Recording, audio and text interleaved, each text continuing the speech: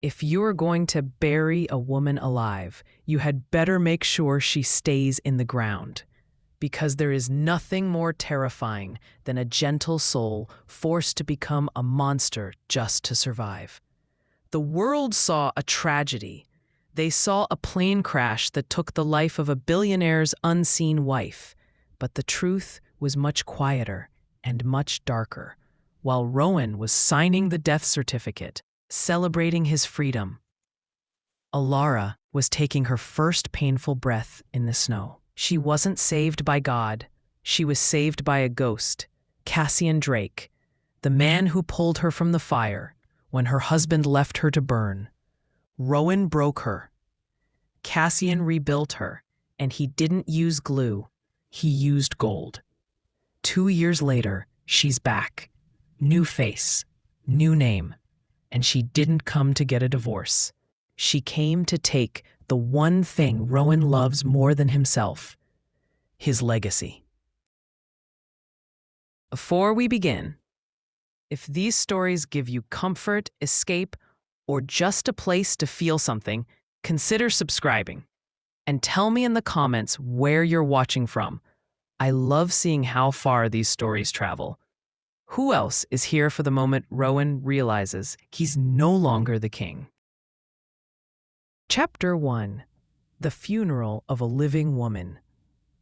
Ara Vale died on a Tuesday. At least, that's what the world believed. The headlines wrote themselves. Tech billionaire's wife perishes in private jet crash. No survivors. Rowan Black stood at the podium in his $1,000 suit, his face a perfect mask of grief. Behind him, a casket. Empty. He knew it was empty, because 72 hours earlier, he had made a phone call, not to search and rescue, to his lawyer. Declare her dead. He had said, transfer everything. I want it done before anyone asks questions. The crowd wept for a woman they had never met. Elara had been invisible for most of her marriage, the shy wife, the one who stayed home while Rowan built empires, the one who signed away her patents, her inventions, her brilliance, because he told her that's what love looked like. But here's what no one knew. Elara was pregnant, 11 weeks, and Rowan had known. She had told him the morning of the flight, her hands shaking as she held the test. "We're having a baby," she had whispered, her eyes bright with hope. He had looked at her with cold, empty eyes and said, "We'll talk about it when you get back." But there was something in his voice, something that made her stomach drop, something that told her he didn't want this baby, didn't want her. She had gotten on that plane with tears in her eyes, telling herself she was imagining things, that he loved her, that everything would be okay. It wasn't. The plane went down 3 hours into the flight. Mechanical failure, they would say later. But Elara knew better, because in her last moments of consciousness, as the plane spiraled toward the mountains, she remembered something. Rowan had insisted she take his private jet instead of flying commercial. He had personally overseen the maintenance schedule. He had smiled at her that morning and kissed her forehead and said, "Have a safe flight, darling." And she had believed him. What a fool she had been. Because while Rowan was giving his eulogy, playing the heartbroken widower, Elara was waking up in a cabin in the mountains, her body wrapped in bandages, her face barely recognizable from the burns and impact. And standing over her was the man who had pulled her from the wreckage. Cassian Drake, tall, quiet, scarred. A man who rebuilt things the world threw away. He looked at her with eyes that had seen too much death, and he said, "You were the only one who survived, and if you go back now, you won't be for long." She didn't understand, not yet, but she would. Because Cassian was about to show her exactly what kind of man Rowan Black really was. And it was worse than she ever imagined. Chapter 2. The Man Who Saved Her. Cassian didn't ask questions. Not at first. He cleaned her wounds with hands that were surprisingly gentle for someone who looked so dangerous, set her broken ribs, stitched the gashes on her arms and face, watched her fever spike and fall for 3 days straight, never left her side. When she cried out in pain, he was there. When she woke up screaming from nightmares of fire and twisted metal, he was there. And when she finally opened her eyes, truly opened them, he handed her a phone. "You should see this," he said quietly. The screen showed Rowan, on television, holding a press conference. "My wife, Elara, was the love of my life," he said, his voice breaking in all the right places. "Her brilliance, her kindness, she will never be replaced." Elara's hands trembled as she watched. Maybe he did love her. Maybe she had been wrong. Maybe, but then the camera panned. And there, standing beside Rowan, was a woman, blonde, beautiful, glowing, pregnant, very pregnant, at least 7 months. Rowan reached for her hand, his thumb stroking her knuckles with a tenderness Elara hadn't seen in years. "In this time of grief, I have found solace in someone who understands my pain," Rowan said, his voice soft. "Victoria has been my rock through all of this, and though it feels too soon, life must go on." The reporter's voice cut in. "Mr. Black, are the rumors true? Are you and Miss Hale engaged?" Rowan smiled, soft, sad, perfect. "Yes," he said. "Elara would have wanted me to be happy. She always put my happiness first." The phone slipped from Elara's hands.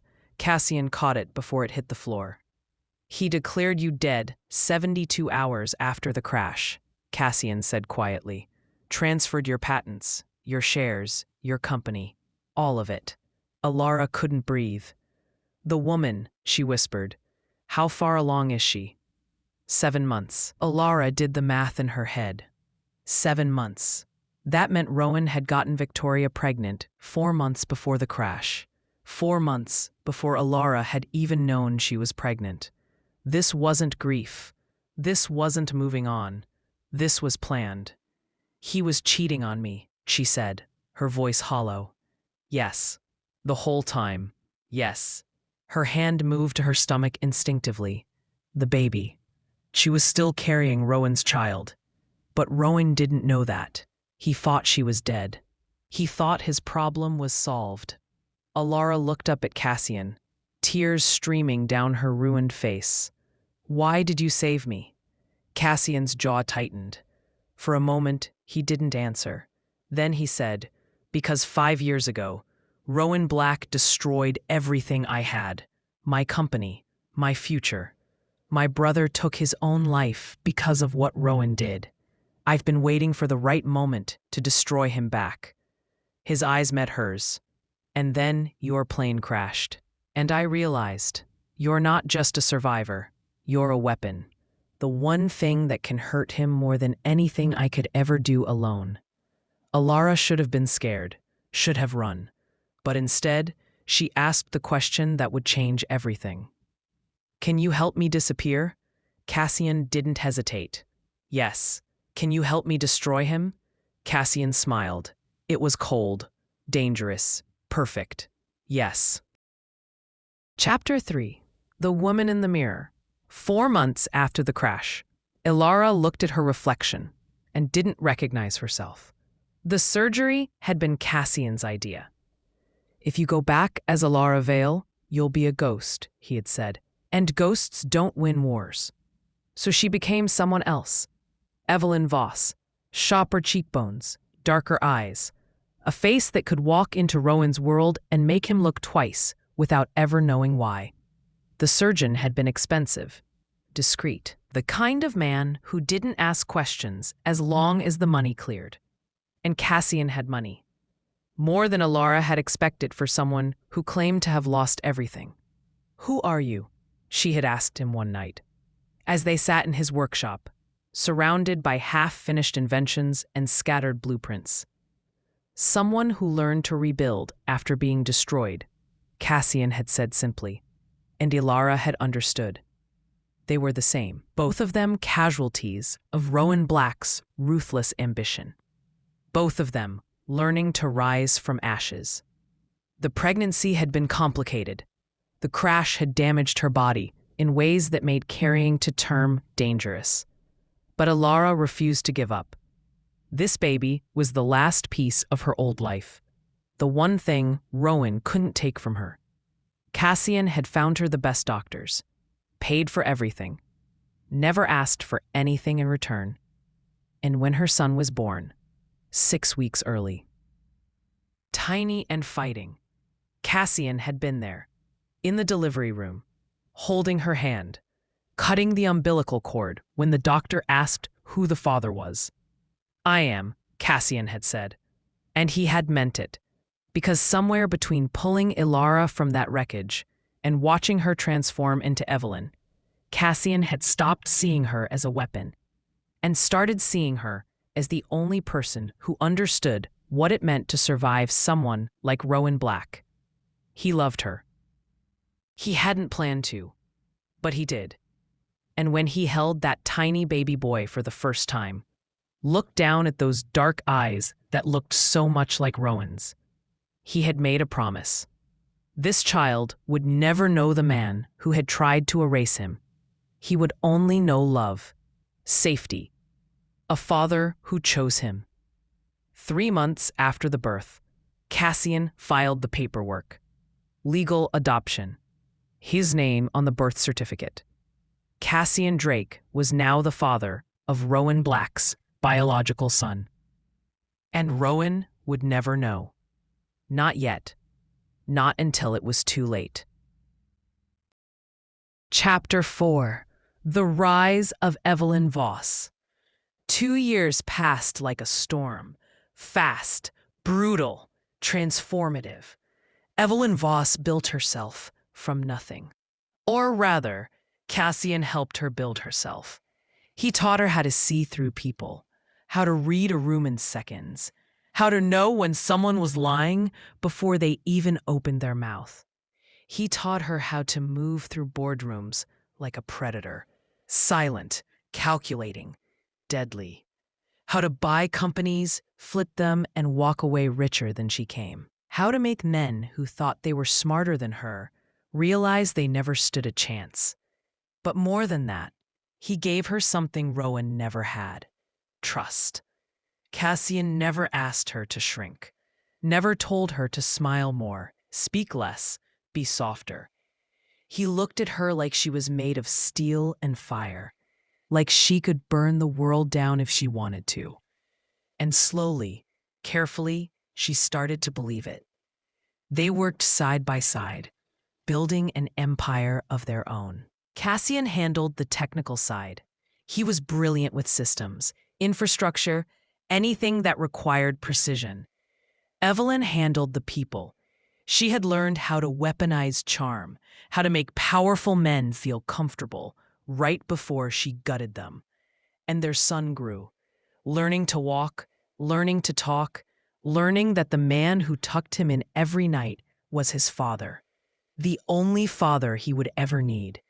They were unstoppable, and the whole time they had one target: Rowan Black. It started small.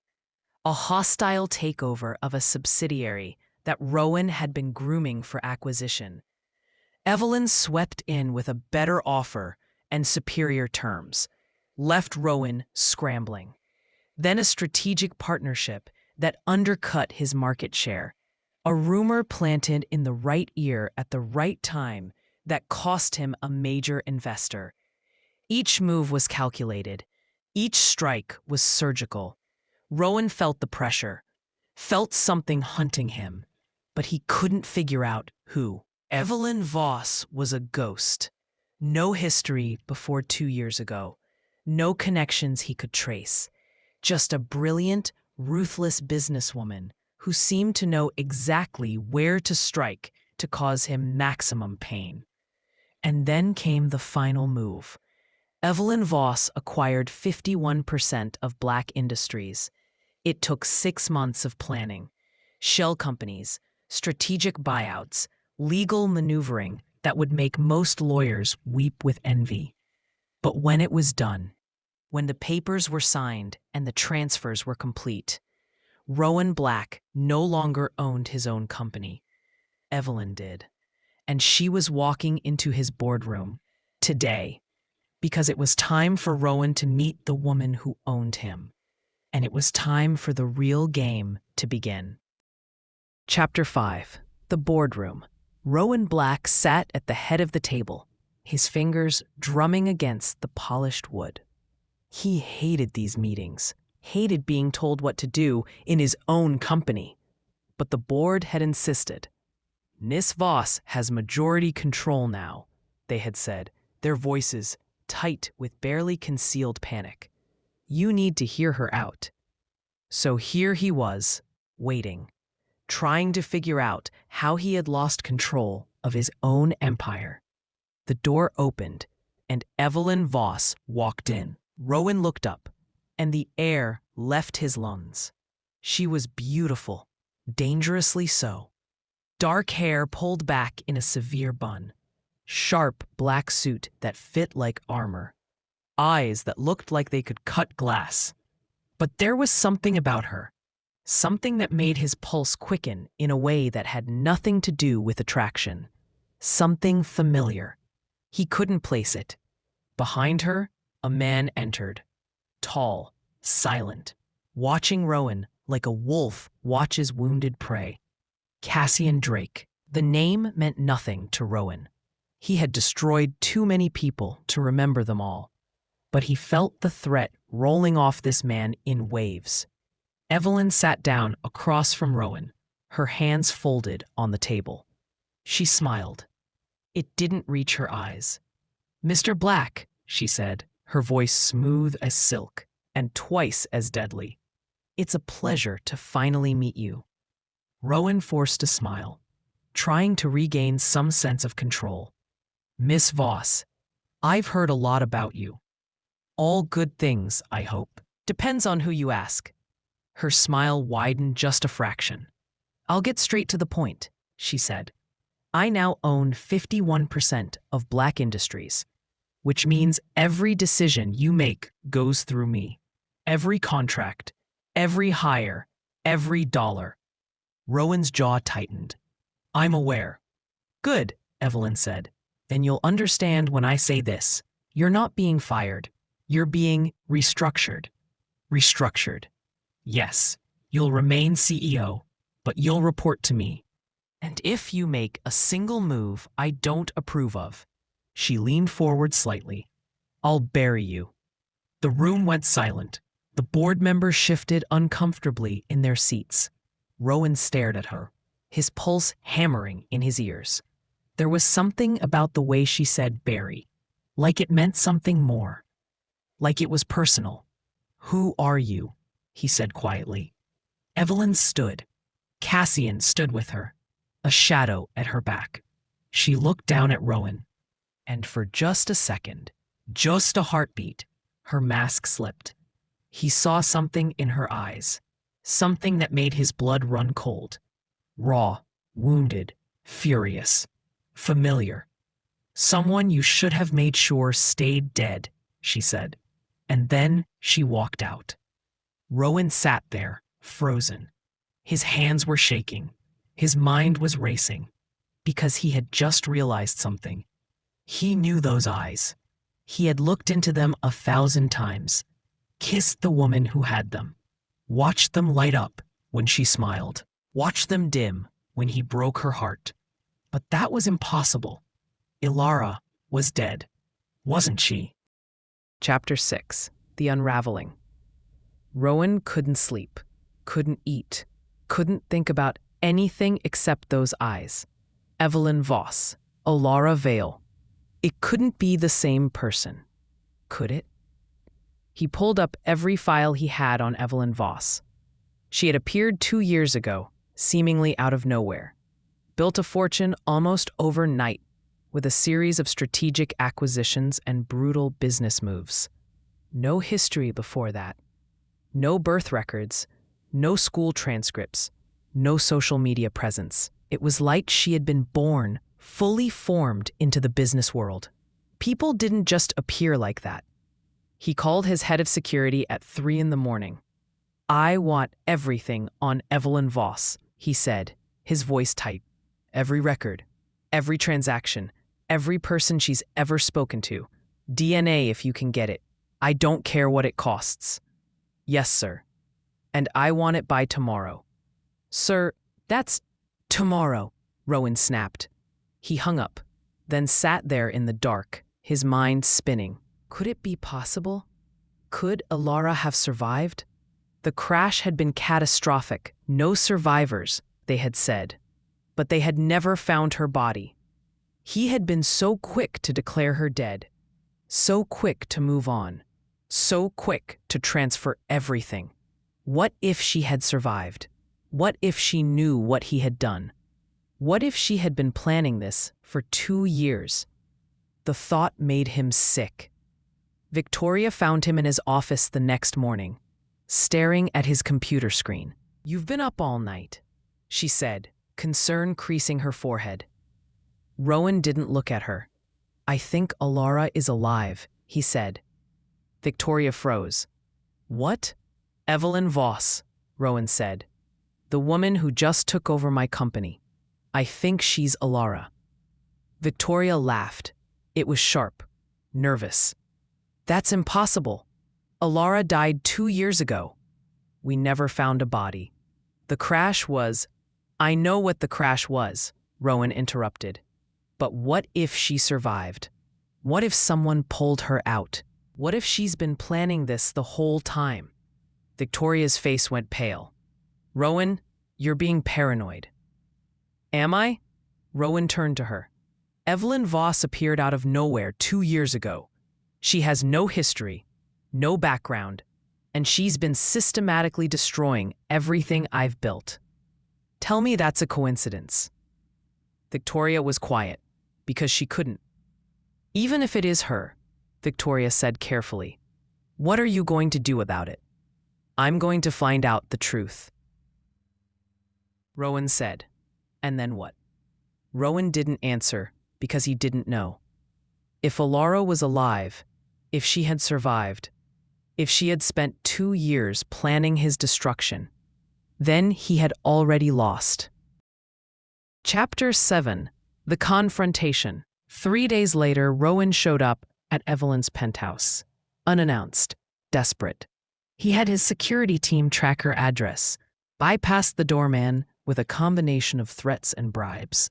And now he stood outside her door, his hand raised to knock. He hesitated. What if he was wrong? What if this was just paranoia? What if? The door opened. Evelyn stood there, her expression unreadable. Behind her, Cassian appeared, his presence immediately threatening. "Mr. Black," Evelyn said coolly, "this is unexpected." "I need to talk to you," Rowan said. "We have nothing to discuss outside of business hours." "Please," Rowan said, and he hated how desperate he sounded. "Just 5 minutes." Evelyn studied him for a long moment, then stepped aside. 5 minutes. Rowan walked in.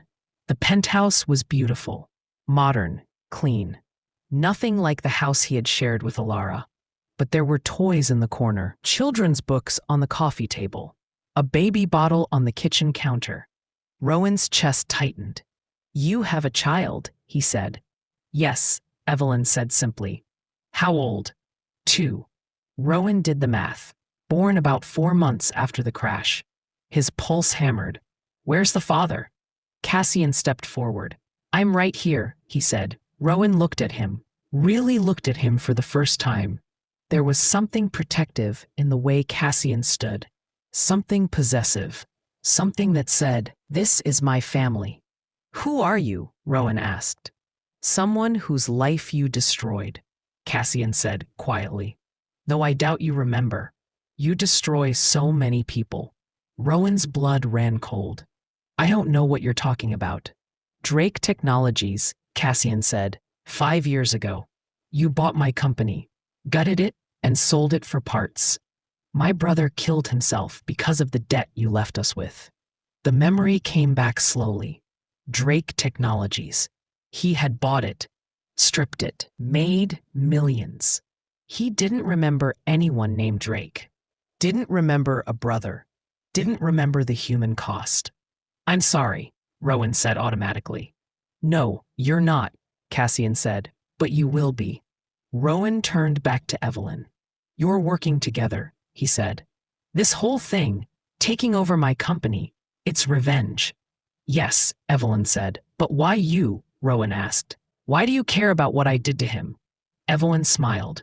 It was the cruelest thing Rowan had ever seen. Because you didn't just destroy him, Rowan. You destroyed me, too. She took a step closer. Tell me, she said softly. Do you recognize my eyes? Rowan stared at her.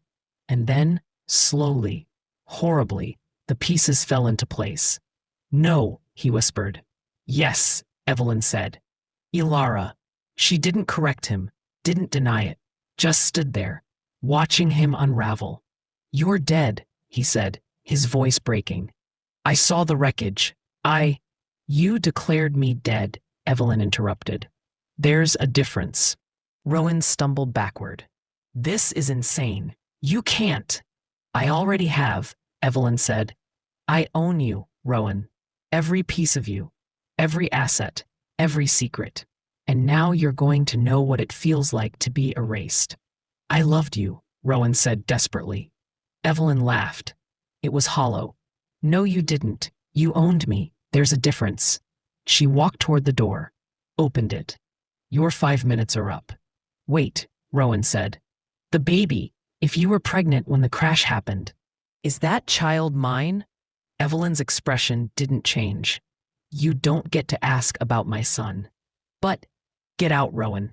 Rowan didn't move. Cassian did. He walked over, placed a hand on Rowan's shoulder. And the threat was clear. Rowan left. But as he walked away, one thought consumed him. She said, my son, not our son, which meant the child was his. And she was keeping him from knowing his own son. Chapter 8. The Discovery. Rowan hired 3 different private investigators. It took them 2 weeks to find what he needed. A birth certificate, filed 2 years ago. Mother, Evelyn Voss. Father, Cassian Drake. But there was a note in the file, an amendment. The father's name had been added 6 months after the birth. Originally, a 2-year-old boy he had never met. A child who thought Cassian Drake was his father. And Elara, Evelyn, had hidden him, on purpose, deliberately, to punish him. Rowan showed up at her penthouse again. This time, he didn't ask permission, just walked past the doorman, who tried to stop him, took the elevator to her floor, pounded on the door. Evelyn opened it, her expression icy. I know, Rowan said. Know what? About my son. Evelyn's face didn't change. You don't have a son. Don't lie to me, Rowan said, his voice breaking. I saw the birth certificate. I know he's mine. I know you've been hiding him. Evelyn stepped aside. Come in. Rowan walked in. And there, in the living room, was Cassian, holding a little boy with dark hair and Rowan's eyes. The child was playing with a toy truck, completely oblivious to the tension in the room. Rowan couldn't breathe, couldn't move, just stared at the son he had never known existed. Can I hold him? Rowan whispered. No, Cassian said, flatly. He's my son. Biologically, Evelyn said, but that's where it ends. What does that mean? It means Cassian is his father, Evelyn said. In every way that matters. He was there when I gave birth. He cut the umbilical cord. He signed the birth certificate. He's the one who wakes up at 3 a.m. when he has nightmares. He's the one who teaches him to walk, to talk, to be kind. But I'm his biological father, Rowan said desperately. You tried to have me killed, Evelyn said quietly. The room went silent. What? The plane crash, Evelyn said. It wasn't an accident. You had it sabotaged. I know you did. I just can't prove it yet. That's insane, Rowan said, but his voice lacked conviction. Is it? Evelyn asked. You insisted I take that specific plane. You oversaw the maintenance personally. And 72 hours later, you had declared me dead and transferred all my assets. Tell me that's a coincidence. Rowan couldn't, because it wasn't. He had wanted her gone, had wanted to start fresh with Victoria, had wanted to erase the soft, gentle wife who reminded him too much of the man he used to be. He hadn't meant for her to die. He had just wanted her to disappear. But looking at her now, at the rage in her eyes, he realized there was no difference. I'm sorry, he whispered. Sorry doesn't bring back what you took from me, Evelyn said. She walked over to Cassian, took the little boy from his arms, held her son close. This is my family now, she said, and you're not part of it. Please, Rowan begged. Please let me know him. Let me be part of his life. I'll do anything. Then walk away, Evelyn said. Step down as CEO, leave Black Industries, leave this city, and never contact us again. I can't do that. Then you'll never see him again. Rowan looked at his son. The boy looked back at him with curious eyes. Dada, the child said, reaching for Cassian, not for Rowan, for the man who had raised him. And Rowan's heart shattered. ... Chapter 9. The Breaking Point. Rowan didn't leave. Instead, he did what he did best. He fought.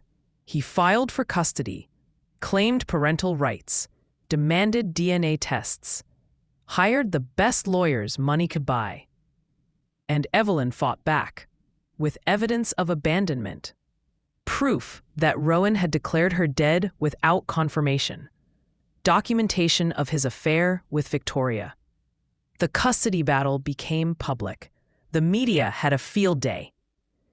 Tech billionaire's dead wife returns to claim son. Rowan Black, family man or fraud? The woman who rose from the ashes. Public opinion turned against Rowan fast. People saw him as the villain, the man who had abandoned his pregnant wife, who had moved on before her body was cold, who had tried to erase her existence. And they saw Evelyn as the survivor, the woman who had clawed her way back from death, who had rebuilt herself, who was fighting for her son. Cassian became a folk hero, the man who had saved her, raised another man's child as his own, stood by her through everything. Rowan watched his reputation crumble, watched his empire shake, watched everything he had built turn to ash.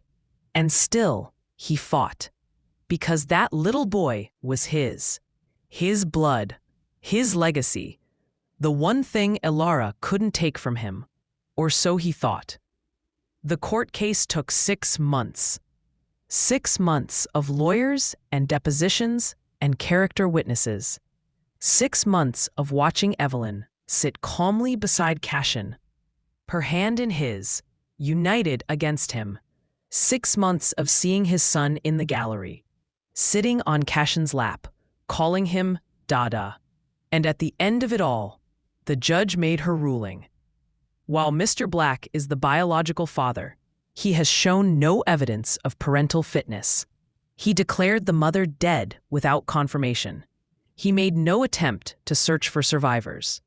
He immediately moved on to a new relationship, and he has demonstrated a pattern of prioritizing business over family. The judge looked at Rowan. Mr. Drake, however, has been this child's father in every meaningful way. He has provided stability, love, and care. He is named on the birth certificate, and it is in the child's best interest to remain with the family he knows. Therefore, I am granting sole custody to Miss Voss and Mr. Drake. Mr. Black will be granted supervised visitation rights, 2 hours per month, pending completion of parenting classes and therapy. The gavel fell, and Rowan's world ended. Chapter 10. The Grovel. Rowan lost everything after that. The custody battle had exposed too much. His shady business practices, his affairs, his cruelty. The board voted him out. Black Industries released a statement saying he was stepping down to focus on personal matters. Victoria left him, took their son, and moved across the country. Said she couldn't trust him anymore. Said she didn't know who he was. And Rowan was alone. Truly alone for the first time in his life. He showed up at Evelyn's penthouse on a Tuesday, the same day of the week Elara had died. He looked terrible, unshaven, hollow-eyed, broken. Cassian answered the door. "She doesn't want to see you," he said. "I know," Rowan said, "but I need to talk to her, please." Something in his voice must have reached Cassian, because he stepped aside. Evelyn was in the living room with their son, reading him a book. She looked up when Rowan entered. Her expression was carefully neutral. "What do you want, Rowan?" Rowan fell to his knees, right there on her floor, in front of Cassian, in front of his son. "I'm sorry," he said, his voice breaking.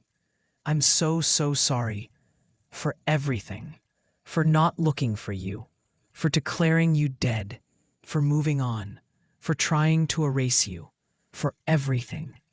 Evelyn just watched him. "I know I don't deserve forgiveness," Rowan continued. "I know I don't deserve to be his father. But I'm begging you, please, let me know him. Let me try to be better. Let me—" "No," Evelyn said quietly. Rowan looked up at her, tears streaming down his face. "Please, you don't get it, do you?" Evelyn said. "This isn't about forgiveness. This isn't about giving you another chance. This is about protecting my son from the kind of man you are." "I can change, can you?" Evelyn asked.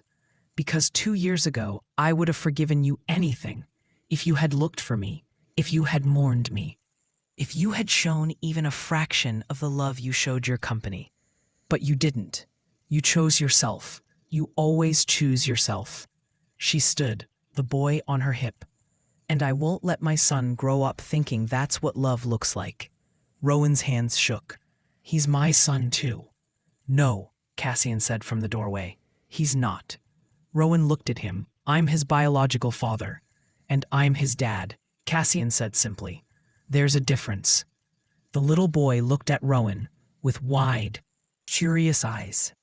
"Who's that, Daddy?" he asked Cassian. "Not Rowan, Cassian." "Just someone who's leaving," Cassian said gently. And that was it, the final nail in the coffin. Rowan stood on shaking legs, looked at Evelyn one last time. "I loved you," he whispered. "No," Evelyn said. "You loved the idea of me, the woman who made you feel like a good man. But you never loved the real me, because the real me needed things from you, and you don't know how to give." She walked to the door, opened it. "Goodbye, Rowan." And this time, Rowan left, because there was nothing left to fight for. He had lost, completely. Chapter 11. 2 years later. 2 years passed. Rowan rebuilt his life, slowly, painfully. He started a new company, smaller, more ethical. He went to therapy. Actually tried. He paid his supervised visitations with his son. 2 hours a month. Always supervised. Always awkward.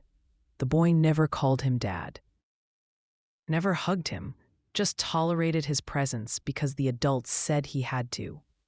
It was torture. But Rowan kept showing up, because it was all he had. Meanwhile, Evelyn thrived. Her company became one of the most successful in the country. She and Cassian got married in a small ceremony by the ocean. Their son was the ring bearer.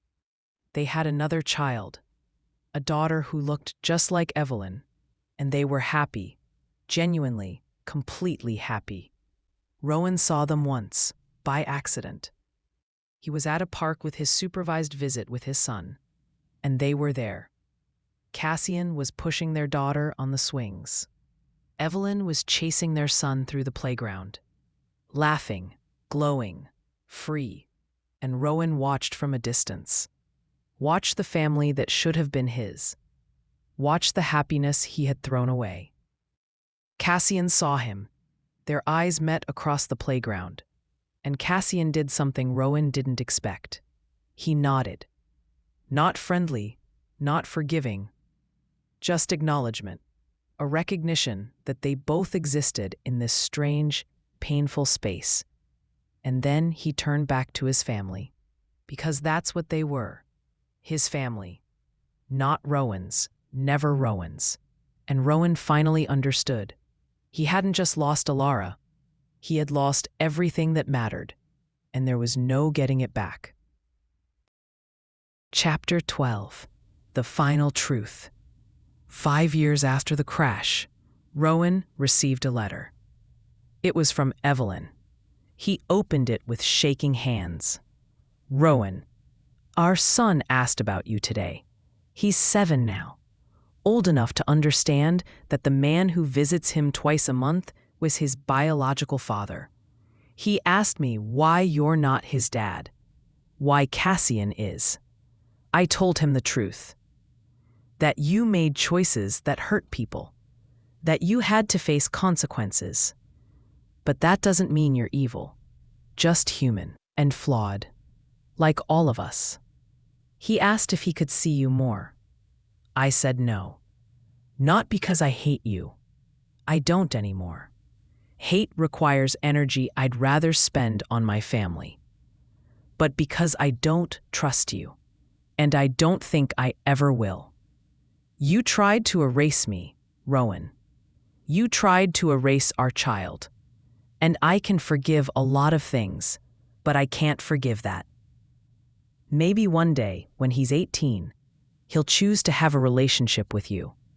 That will be his choice. But until then, this is mine. I hope you've found peace. I hope you've become a better man. I hope the therapy is working. But I also hope you understand that some losses are permanent. You buried me alive, Rowan, and I gave your son a new father. That's not revenge. That's survival. E. Rowan read the letter 3 times, then folded it carefully, put it in a drawer, and cried for the first time in years. Because she was right. Some losses were permanent. And he would spend the rest of his life living with that truth. Epilogue. The life she chose.